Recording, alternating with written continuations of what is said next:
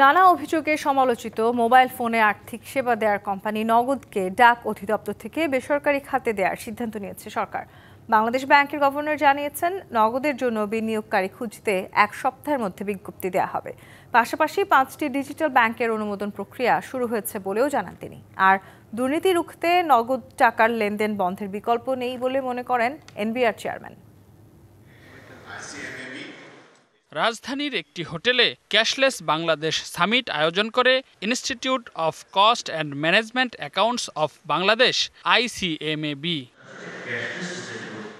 সামিটে অংশ নিয়ে বক্তারা বলেন, সর্বগ্রাসী দুর্নীতিতে আক্রান্ত দেশের প্রতিটি প্রতিষ্ঠান, আর তাই আগামী 5 বছরের মধ্যে 75% লেনদেন ডিজিটাল মাধ্যমে নিয়ে আসার পরিকল্পনা বাংলাদেশ ব্যাংকের। অসংখ্য জিনিস আছে আমার এখানে এনবিআর আসে, আমরা রাইট টাইমে ডেলিভারি দিতে পারি না। সবচেয়ে বড় প্রবলেম হলো আমাদের ফাংশনগুলো আমরা ডিজিটাইজ করে নেই। মাসুর রিয়াজরা ওনারা প্রতিদিন নিজেদেরকে গড়েছেন, আর আমরা যারা ব্যুরোক্রেসিতে আছি প্রতিদিন আমরা নিজেদেরকে ধ্বংস করছি। এই কারণে আমাদের ডেভেলপমেন্টগুলো হচ্ছে। আমাদের মূল উদ্দেশ্য হচ্ছে যে ট্রান্সপারেন্সি বাড়ানো এবং আমাদের এফিসিয়েন্সি বাড়ানো। শিয়া বাটার ও ভিটামিন ই সমৃদ্ধ লিলি বিউটি সোপ, তারুণ্যময় উজ্জ্বল ত্বকের জন্য। রিমার্ক।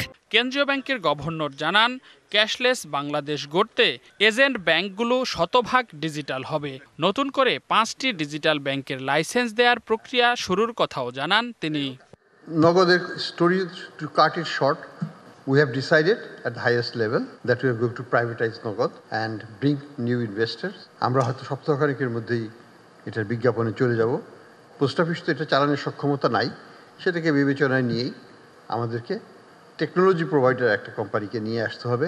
তবে ক্যাশলেস বাংলাদেশ গড়তে সতর্ক পদক্ষেপ নেয়ার তাগিদ দেন এই অর্থনীতি বিশ্লেষক। যত বেশি আমরা রিপোর্ট লিখি তার অর্ধেকও আমরা কার্যকর করতে পারি না। সুপরামর্শ আর সুবাস্তবায়ন, এটার মধ্যে বড় পার্থক্য থাকে।